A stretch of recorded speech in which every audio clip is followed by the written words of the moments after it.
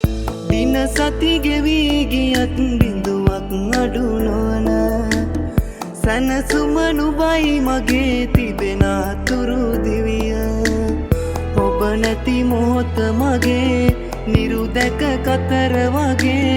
එය පිළිගන්න ප්‍රියේ සිපගෙන නලල මගේ සිපගෙන නලල මගේ හිමිදිරි උදයක පිරි අතරින් පිපුණු සූරියකාන්ත මල් පොකුරක් කරදූ ලස්සන ඔබගේ හැඩ මුහුණේ තිබුණු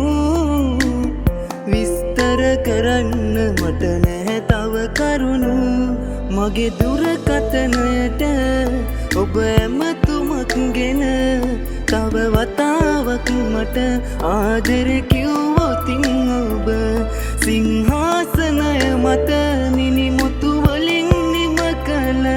හිස පළදවන්නට මට රජ කිරුළු කුමටද